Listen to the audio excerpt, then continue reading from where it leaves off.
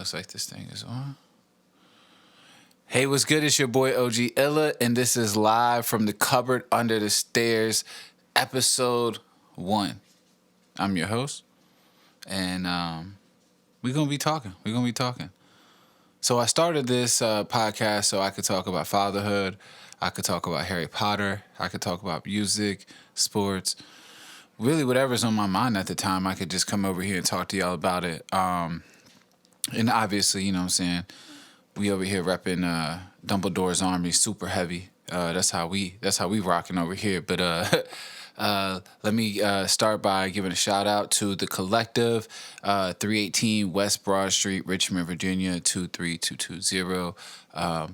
Dope multi-purpose space, storefront, and in the back, video and photo production, and an event space. So you can do pop-ups, all types of cool stuff there. So if you haven't, make sure you go check it out at Collective RVA on IG.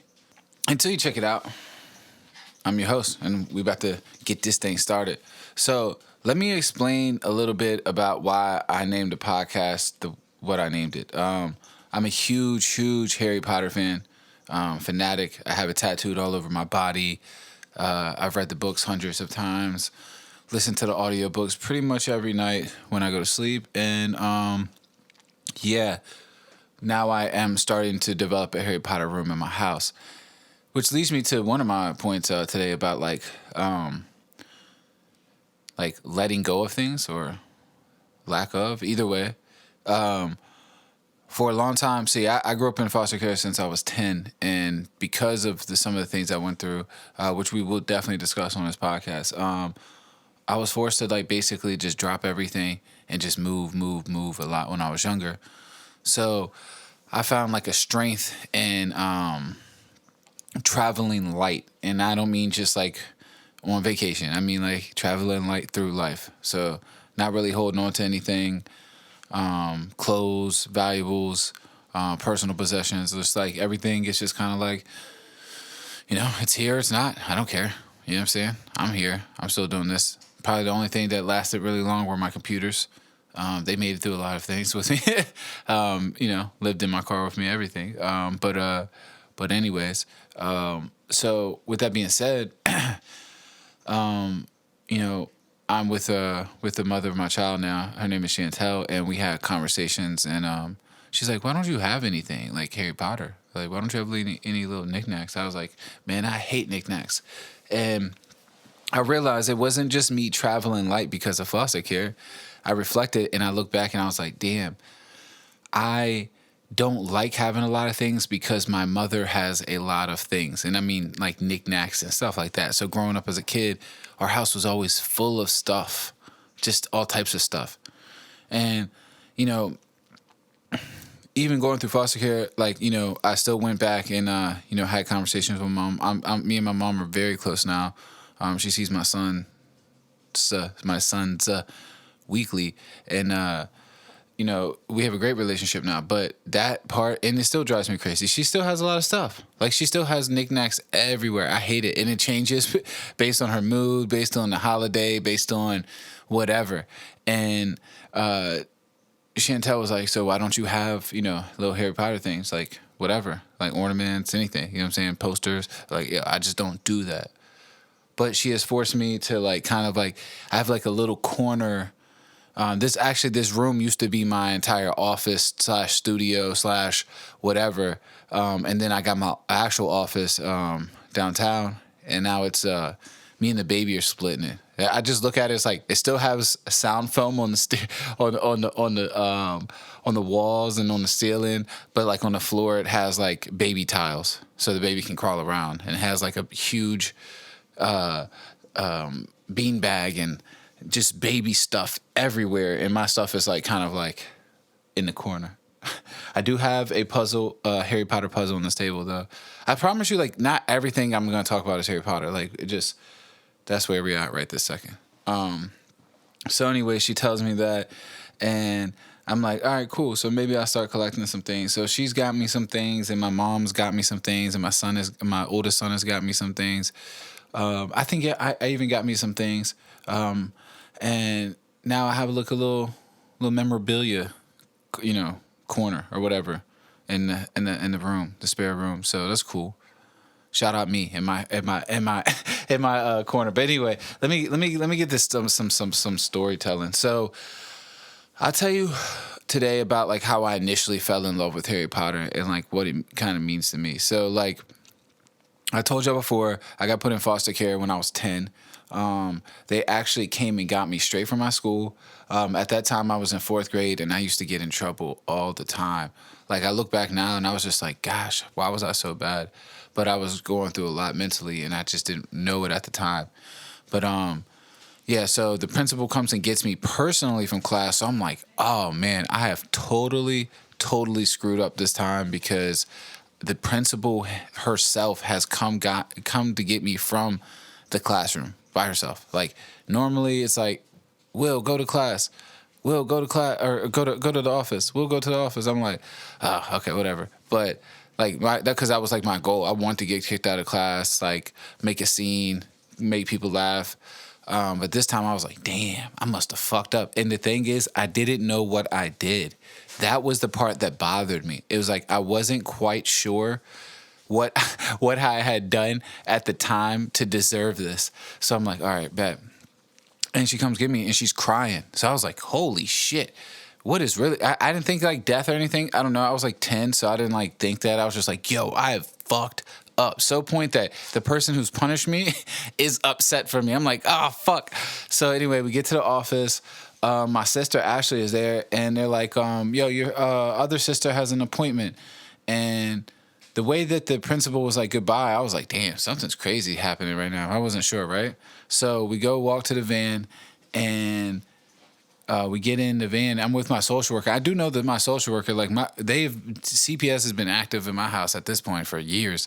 And we get in, and they slam the door real quick. And as they're slamming the door, my sister Kimmy yells, they're taking us.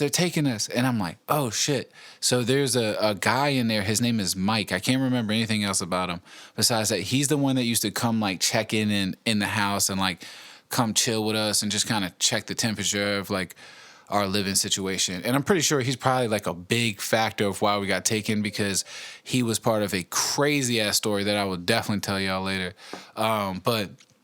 So he's in there, and he already knows what time it is with me. So he goes straight to me. I try to jump out or, like run to the front, try to get out.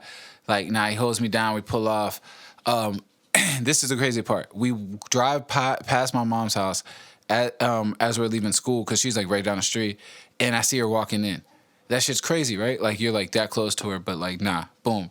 So long story short, I get to this school. It's called Dumbarton. I'm in still the same county I was, but I'm on like the other side. So I grew up in the East End, Henrico, which is like, kind of ghetto. We'll just say it like that, to say it nicely. It's just kind of slummy, like a lot of greasy ass people and shit like that. I'm gonna just keep it G. I hate that shit, but and I hate that my family's still out there for real. But they moved me to Western Henrico, which is like the complete opposite. And at this time, it wasn't even as big as it is now, but you could see where it was headed. A lot of people with money, a lot of white people, wasn't used to that either. But anyways, we move over to Dumbarton, and at this time, they got this thing called AR, which is accelerated reader. And I'm like super into this because like, even though like, don't get it twisted. Just because I'm from the hood, I'm still like into reading. I'm still pretty intelligent. I just didn't give a shit about school. Like I would rather fuck around. So anyway, they have this thing called AR Reader, and like I get into it. So basically, you like have to read a book and take a test, and you get points. And at the end of the year, whatever kid has the most points wins. Like for the whole entire school. You know what I'm saying? And I think they won like an ice cream party, something like that. Something very cool. That I wanted. And I won one year. But anyway, so this is what fucked me up though. So I'm going through all these books. I read every Nancy Drew, Hardy Boys, Chronicles of Narnia. I mean, anything. The Peter Pan, like I remember this being like one of the hardest ones, this old Peter Pan book. It was crazy hard. I think I actually failed that one now that I think about it. Yeah. So there was a lot of them. Like anyways, I'm going through them, and then this old lady who's a librarian there, she comes up to me, and I guess she had heard my story, but she she goes, I think that you would really like this book. And it was Harry Potter and the Sorcerer's Stone. And I was like, okay, I mean, I'll try it. Man, did I, if I had known that the way that this book, reading this book for the first time was going to change my life for the rest of my life, I probably would have like proposed to that old librarian. Like, cause she knew me to my soul. You know what I'm saying? Like, like real shit. She knew me to my soul. This book, this book, really like changed everything for me. Like, so, like to even explain it is just like, it's really hard. But anyway, so let's just line up why this connected so crazy with me, right? Okay, so I'm 10 years old. I'm in foster care. Basically, to me, I'm like an orphan. You know what I'm saying? Like I feel estranged from my family. My two twin sisters, they went and lived together, and I went and lived somewhere separately. So I felt like I was, very, in that position. And then Harry Potter, he's his parents are dead. He has to live with his aunt and uncle who treat him like shit. I would go on to be treated like crazy throughout foster care, but that's not the point. The point is that we're both 10-year-olds, and we are basically orphans. And we and both of us are like keep dreaming of this like different life where we live like with our family, and we have this like strong desire to be with our family, all this stuff. So boom. That book is placed in my hands while I'm 10. Harry Potter is 10. I am close to being 11. He is close to being 11 when the book starts. So, boom. Like, imagine, like, see, like, some kids, they just wanted to live in this magical world with Harry and get this letter from Hogwarts. And me, I'm like, yo, I have to get the letter from Hogwarts. This is like God's destiny. You know what I'm saying? Like, this is God said that this book was placed in my hand. I'm like, okay, now I know why this book was placed in my hand. Dead serious. I thought I was a wizard. But, at the same time, like, yo, don't get it twisted. Like, I'm still very big into sports. I'm big into music. I'm like trying to be, trying to be the most popular kid in school. At points I am because, I'm willing to take risk and be funny, but whatever. You know what I'm saying? Like that, it was just such a big contradiction of being like, because like Harry Potter now is more mainstream, but like even then it was kind of like, it was like, that was like a nerdy thing, I guess. And I didn't realize that. I was like, shit, this shit is fire. I don't give a fuck. Yes, I will go fuck you up on the football field, and then I will go home and read Harry Potter and wish I was a wizard. Bitch, don't get it twisted. And that's just how my life was. And then it gets crazier as my life goes on. But that is initially like how I fell in love with Harry Potter. I was blown away.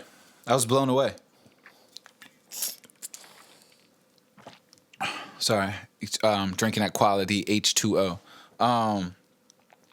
Not for just the parallels, but also because of like, yo, how impressive is it that somebody, her name is J.K. Rowling, created this whole world in her head. And the beautiful, I mean, just absolute beautiful part was that the minimal art. And I didn't care as a kid. I swear to God, I didn't care. Most books I wanted art and, pictures in there. I didn't care.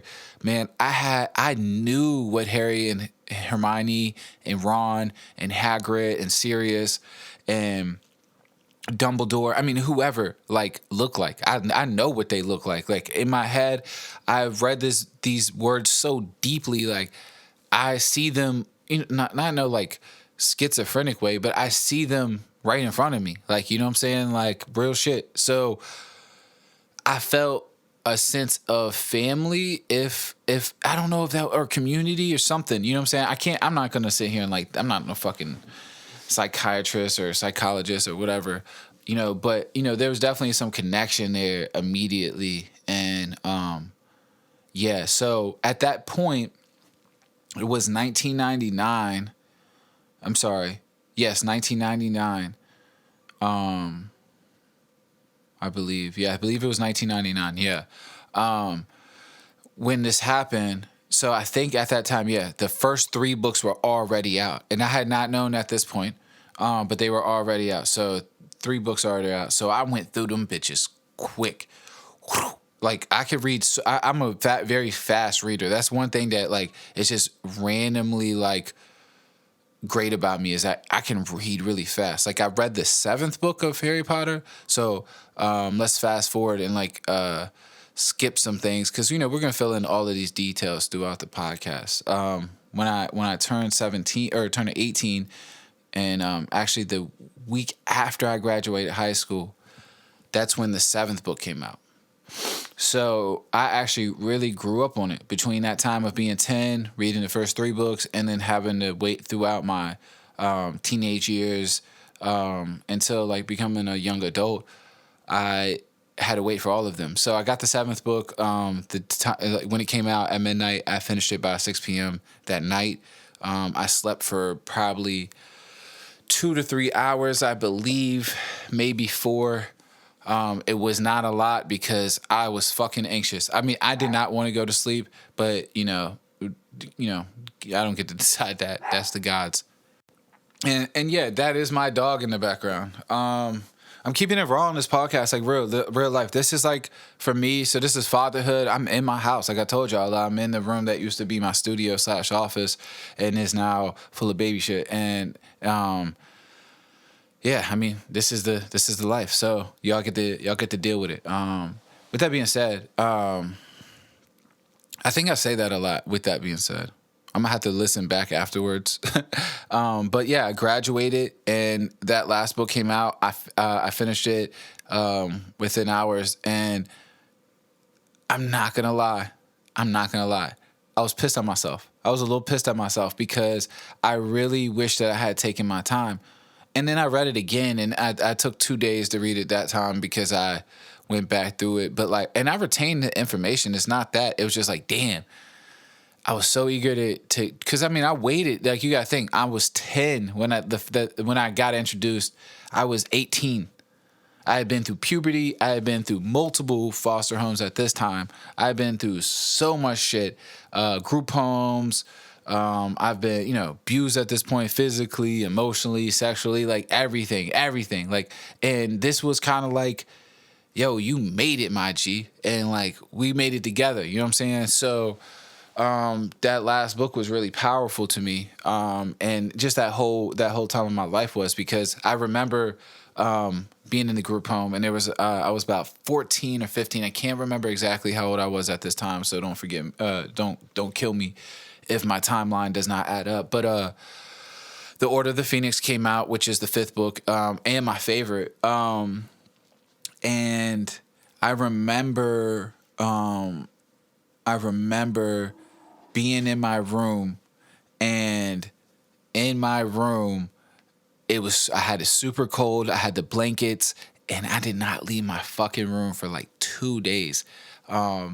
Because in it, ironically, like, another book I could have sped through, but I didn't. I was like, that book from the cover, the time I saw that cover, seeing that blue cover, seeing how mysterious it is, hearing how, or remembering how the 4th book ended, and like thinking like, holy shit, it is about to get real.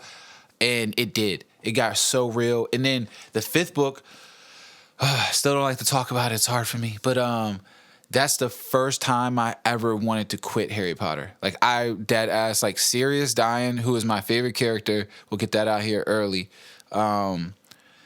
Sirius dying made me want to fucking quit. Like, I was done. I was fucking done. Dead ass. Like, yo.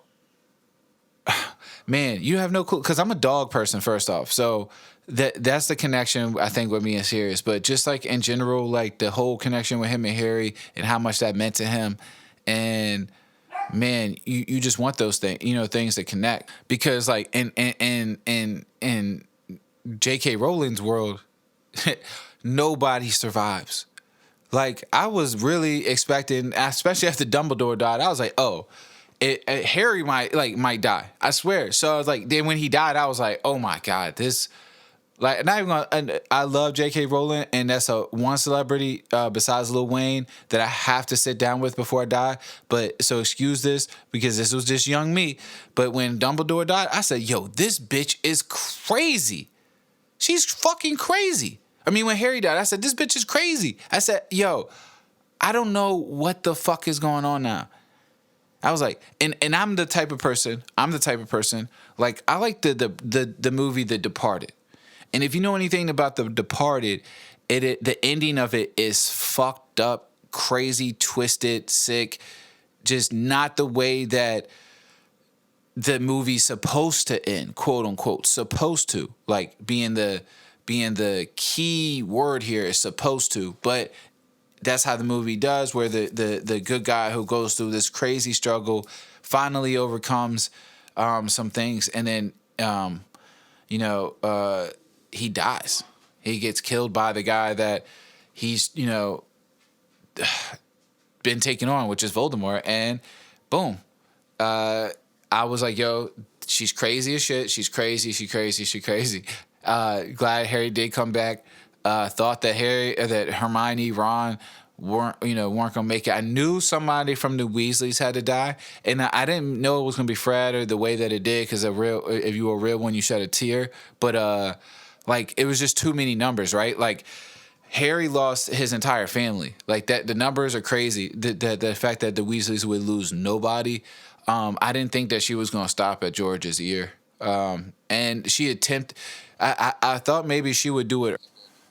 And I mean, obviously, like, to the storyline now, it makes no sense. But I'm like looking back at it, like, yo, who knows with her? Who knows with her at this point? Like, yo, she has killed everybody. Like, Harry really lost every, like, important parent figure, you know what I'm saying, authority figure, whatever you want to call it, in his life, besides Hagrid. You know what I'm saying? And that was great. I'm glad that she did let Hagrid live, because one, it would have been crazy way to kill him because of his giant blood. But two, then, like, man, that just would have been, like, too much. Like, I think that would have been OD. But anyways, yeah, I mean, oh man, so I'm reading the fifth book. I'm sorry, I started reminiscing about the story, get all upset, get emotional again. Oh shit, man, because I definitely want to debate with J.K. Rowling a little bit, but we're gonna get back to that later. So the fifth book comes out. I got the room all nice, like, for 2 days, and then the older guy at the group home, he's like, man, I know you must really love that shit, because I've never seen a teenage kid do what you just did, like, for a book. And I was like, man, this shit is like the Bible to me. And I have that debate with a lot of people. They think like I'm like some, like, witchcraft worshiper or something like that. And I don't mean it like that. What I mean is, like, yo, like, a lot of the problems with Christianity and, Islam and Judaism, all of it, organized religion is what we'll call it, is that they take things too literal and not for the stories that they're intended to be. And the stories are, stories of morale and, things that you should live by, ethics, stuff like that. But so when I read the Bible, because I did read the Bible when I was in juvie, like, that's what I took it as. I was like, oh, these are a lot of good stories. Metaphorical stories for, like, the ways you should live your life. You know what I'm saying? They teach you things, like, through these stories, like, such and such betrayed such and such. And they break it down, and this is the sin.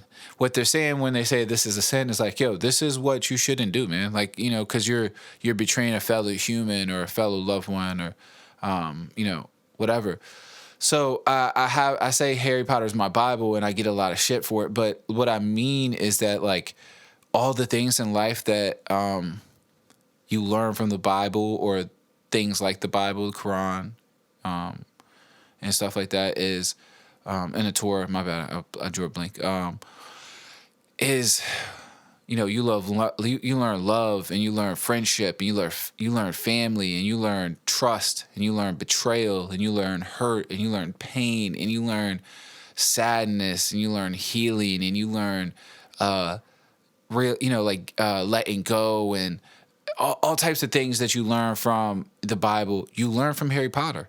And throughout my podcast, I'll definitely throw in some of those lessons that I've learned through Harry Potter in my life situation, and I apply it in everyday shit, real shit. Like, I am a very outgoing, loud, kind of annoying person. I'm driven by creativity, and I've been able to create a world for myself where, like, I'm always able to be creative. So I'm always on go. I'm always energetic. I'm always pumped, and I'm always ready to push people to do the same because I see a bigger goal. But that's annoying to some people, correct? So with that being said,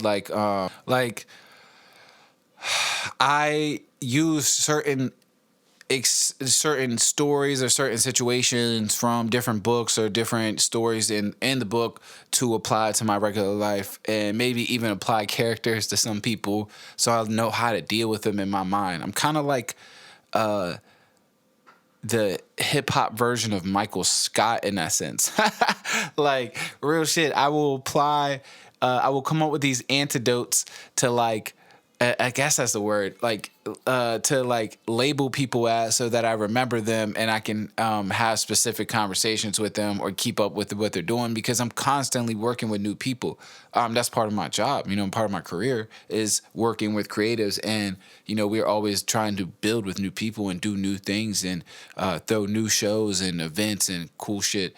Speaking of, we will be having the coolest Halloween party in Richmond, hands down. I am so excited to announce this soon. But I digress. Like, what I'm trying to say is there's a lot of parallels, because a lot of Christians, they try to use the Bible to make decisions on their daily life. What would Jesus do, basically? You know what I'm saying? So I like, not what Harry Potter would do, but more like, how was J.K. Rowling going to handle this situation, right? And it's helped me, and sometimes obviously I'm still an idiot, and I'm a human being, so I still make the wrong decision anyway, but at least it helps me give a point of reference to what should be done, or what I feel should be done, because I try to practice good values. I mean, obviously I'm a fuck up. I've been a fuck up most of my life, but as I get older, it becomes easier. I have less energy for the bullshit, and I do mean that in, like, the most the most stereotypical way. Just like, I can't do some of the shit I used to do when I was younger. It don't hit the same. It don't. I don't hit the same. I don't. I really don't. So I know at 6:40ish, my son's gonna be awake. Like, and I'm gonna have to deal with it. Like, I cannot fuck around with you, till 5 a.m. every night. Like, I can't do it like I used to do it. You know what I'm saying? I wake up 4 hours later, I be rocking. Everything is good. Life is straight. Not anymore. It just not like that anymore. So, back to the podcast. Like, I wanted to do it from the cupboard under the stairs because I felt like that's kind of like my rise, like, getting out that cupboard, getting into, to my own Hogwarts, my own world, my own space. And that's what I did, more or less. You know what I'm saying? Throughout my childhood, I still kept in touch with my maternal mother, my actual mother. Her name is April. And like I said, I'm still very close with her. And throughout foster care, everything, man, she still made me feel like I could do anything in the world.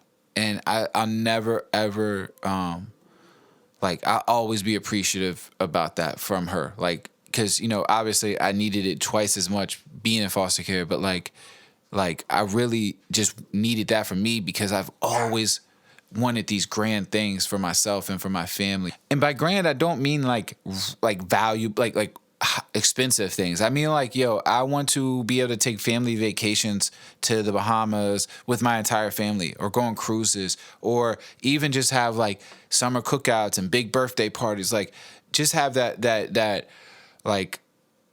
feeling, and that be the grand, part of it. You know what I'm saying? Like, that it's us, and that, we built this together and stuff like that. And then that kind of relates to like how I really felt about the schoolhouses. Like, oh my gosh, like who didn't want to be a Gryffindor? You know what I'm saying? Like, or whatever everybody else wanted to be. I want to be Gryffindor. I found out I'm Slytherin. It hurt a little bit. You know what I'm saying? I ain't gonna lie. Made me question life. Was it really worth it anymore?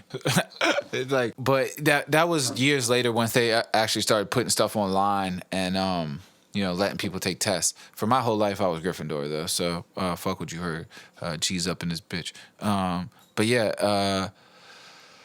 I think that aspect really took me, and then the fact that he did make friends with Ron and Hermione too. Just like, bro, that like, and the way that they became friends, how tight they were, like how it was really like some really like ride or die shit. I tried to find that in my life. Like I really tried to find my Ron and Hermione per se, like my best friends and shit like that.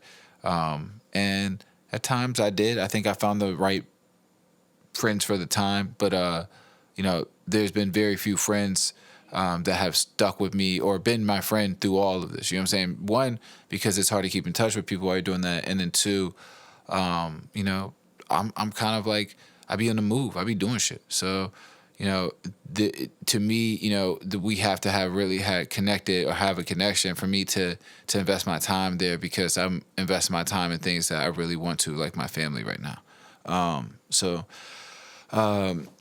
And speaking of my family, my mother's texting me right now. She is upset with me because I did not take my son over there today.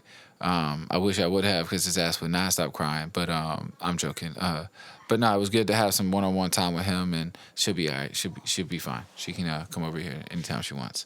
But that's the things about grandmothers. Like they are or just grandparents I've seen in general. They're like 1,000 times better grandparent than they were a parent.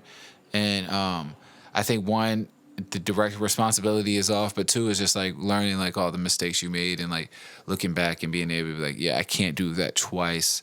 And now you get to watch your kids go through it, so it's a little bit easier because you're enjoying it. I'm sure my mom is enjoying some of my pain. And there's some things that I want to get off the bat, like as a Harry Potter fan, like straight up off the rip for episode 1. And I'll explain my first one, and that's I do not fuck with Snape.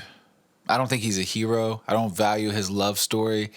I really think he's the biggest coward of all, because he really did ride the fence. I do think he would have declared aside had Dumbledore not talked to him about it. I will say that, but he played a double side the whole time. But more importantly, like he played himself. Like, he let something that happened in high school ruin his entire life. And so does Sirius. Sirius kind of played himself. Seems like Sirius wasn't really headed on that same path. Peter kind of ruined that for him. But they let that shit, like, really fester forever. And then come to find out, like, he's in love with Lily the whole time. He did all this for Lily. But like, Lily would have spit in his face if she was alive and he was treating her son like that. Like, Lily would have went at him.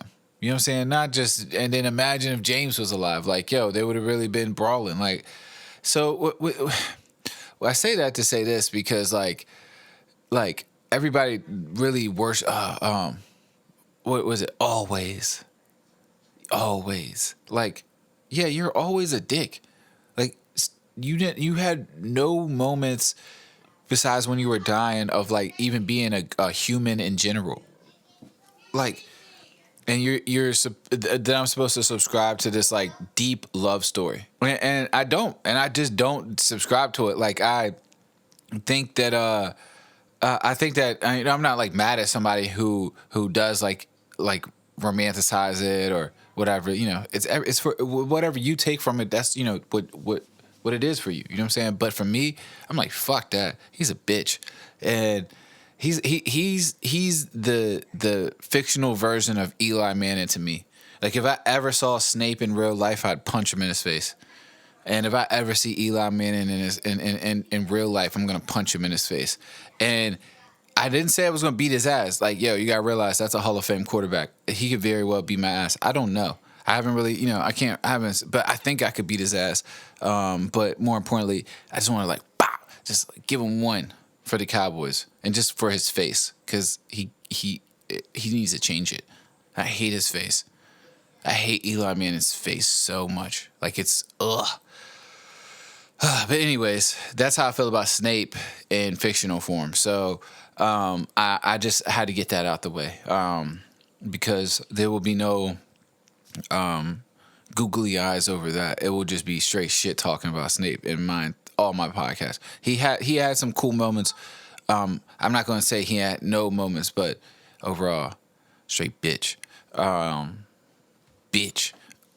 Yeah, and so was Malfoy. I don't fuck with the Malfoys either. They're all bitches. All bitches. I don't care if they did. They definitely did whatever they did to save their ass. Because they knew. They knew if Harry had lost to Voldemort, the Malfoys would be dead.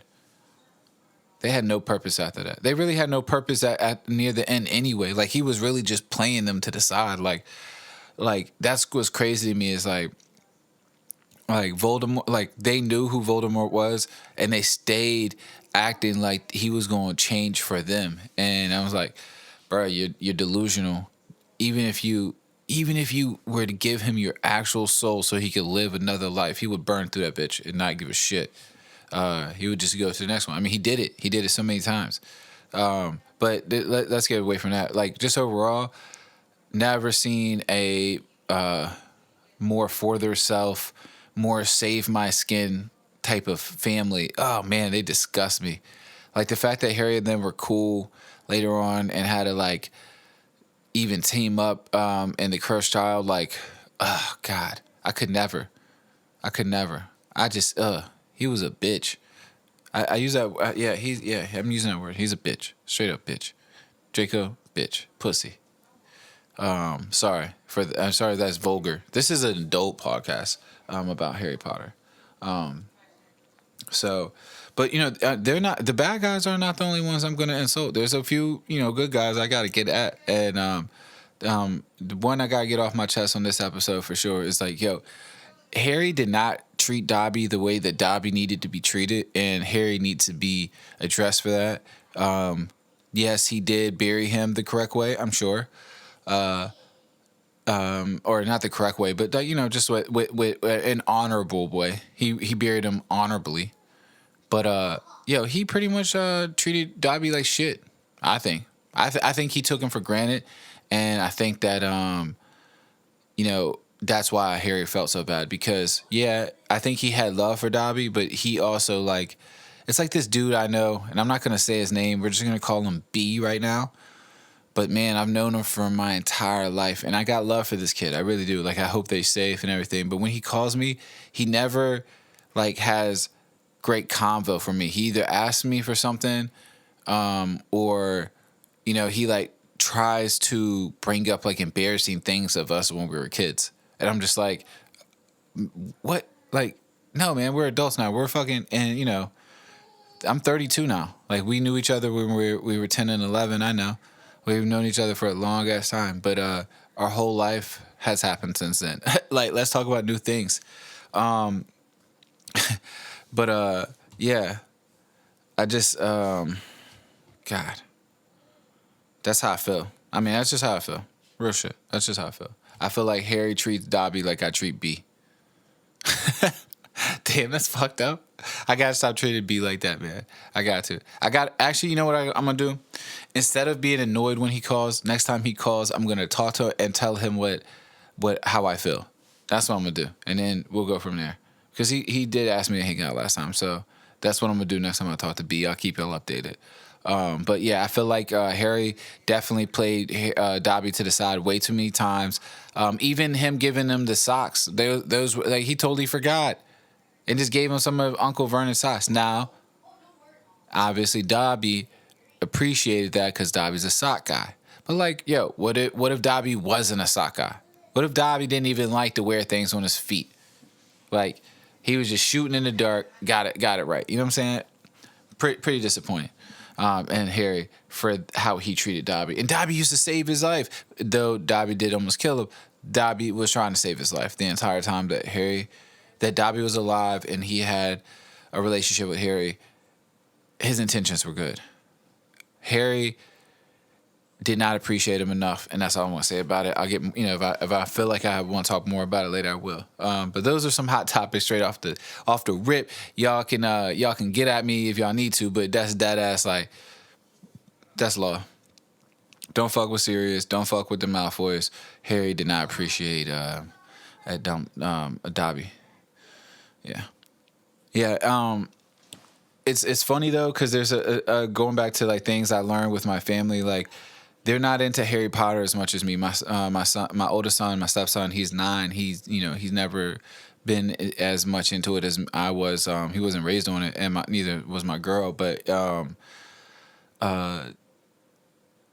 as we go through this journey of life together, it starts spilling onto them more and more. Like, I changed my password on my internet, or my name on my internet, to Mo Muggles, Mo Problems. And I just wonder if like people see it and geek out. I hope they do. That's like my gift. That's like what I wanted it to be. Just like a gift to people who see it. Instead of seeing FBI surveillance van, it just said Mo Muggles, Mo Problems. Shout out. I can't think of a better way to describe my life than Mo Muggles, Mo Problems. Like, that is the new mantra for my life. Because that's really what it be. Y'all be some muggles and y'all be my problems. Especially the ones in my crib. Living with these muggles is crazy. And I have 2 dogs. I have 2 sons. I have my girl, and we live in one place. And I always wondered what that would be like. And yeah. It would be great. It would just be so great to just have like my own house, but like on the same property. Like, y'all can come over, but y'all gotta go home at the end of the night. Nah, I'm just messing, man. But I can't wait to actually move to a house. We're in an apartment right now. It's a nice apartment, but it's time for a house, time for our own space, time for a backyard, time for these dogs to get the hell out of my way. And then I will be able to like almost restart the amount of space I have that my girl will eventually fill up with just things. Back to that. So I'm definitely going to try to do this every twice a week at least. I like to do more. I have the setup now, so I'm going to do it whenever I can. Really, just I want to have conversations with y'all and talk that Harry Potter shit, talk that life shit. I'm really right now excited because of the things we're doing with the music shop. That's THEMSQ shop on IG if you want to check it out. But that's a music blog that I run, and it's really cool right now, man. We're doing some really cool stuff, documenting indie hip hop. That I was stuttering either way, but let me just say clearly, documenting indie hip hop or just hip hop in general is very important to me. There's a big indie scene throughout the United States, and a lot of it gets overlooked because it's not mainstream.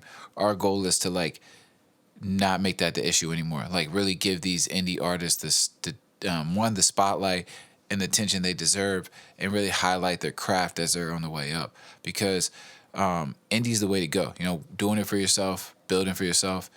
Even if you sign to a label, it would be mostly a distribution deal if you can work it the right way. So you would still be indie. You know what I'm saying? So I think that people gotta take more accountability for documenting like these things, like real shit. Like, that's the most important part. The reason like you get history like in general, whether it be the pyramids in Egypt or the hieroglyphs in Egypt or anything, like, that's documenting history, and I think that's important. And I take it like as a badge of honor to do it for like the indie hip hop scene in America, because like that's super important to me. It helped shape my life. It helped create the businessman and the type of like business partner that I've become, because like you really have to like understand. And how I see it is that the rapper is the biggest entrepreneur in the world right now. Like, and I see rap as like just like the introduction to the bag. So like you might not make a lot of money becoming a rapper, but you have the potential to become very rich, very successful, very, very wealthy, very prominent, set your family up for life by being an entrepreneur birthed from the rap game. I mean, even if you look at Jay-Z or Drake or any of the great hip hop guys who like Diddy, all of them who make a ton of take a ton of money, billionaires, Yeezy, all of them, their majority of their money does not come from music. It comes from some music related things. It comes from the opportunities that music has put them in. It has come because they have have proof of concept because of their music. But the majority of the music comes from other things.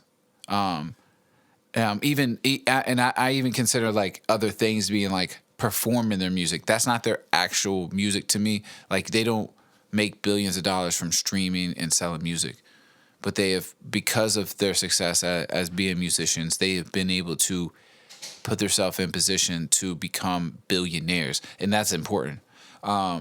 And that's why I say like the rapper is the biggest entrepreneur right now. I mean, look at him. I mean, just look at every rapper that's successful right now. They're expanding so much bigger than rap and music. They have not boxed themselves in. They have not like limited themselves. None of that. They've really just been like, yo, okay, cool. I rap. I make great music. Put me in a position to do something else. I like this. I like that. And a great example is, because I'm generalizing it. I'm making it sound very simple, but a great example of it is Travis Scott, who was the richest rapper a couple years ago. The majority of his money came from Fortnite because of his music. Don't get me wrong, because of his music, not his music. He did a live Fortnite show. On Fortnite, like my son now is a huge fan because of that. And then the McDonald's deal. And then there was one more. I can't remember. I think it was Jordan. Nike, something like that. That same year, it was huge. Three huge deals. Made a ton of money because he was able to prove that he makes cool things, creative things via his music. I mean, Travis Scott is a walking resume. So that's really cool to see people like that prosper. Even me, the reason I opened the companies that I opened are because directly from music, being a content creator, opening the OG Design, which is my content creation company, where I'm a creative director. I started that strictly off the need that I needed to make cover art. Other people needed cover art, and that's literally how it started. After that, it went to a whole bunch of other things. Now that I'm, shooting all types of things from podcasts to music videos and everything in between, commercials, skits, everything. But it all started from that, just from needing something in music, and then that shaped my business structure of how to work with artists and how to create relationships with companies long term, so that every time they needed something, I was the guy they went to. This all started from rap, from me like getting on a microphone and deciding to be a rapper. Yo, I want to be Jay, I want to be Lil Wayne, I want to be all of these guys when I was younger, Eminem, 50, all of them, you know what I'm saying? And you learn that it's much more than just rapping. When you first start, you think, oh, I'm just going to get on some beats and I'm going to fucking take over. I'm the best ever. Blah. That's like how you expect life to go. And then what you realize is like, this is just like any other business. The more you put into it, the more you get out of it. And 10 years later, 12 years later, I'm able to do I've been able to do some really cool things. I've toured, the country.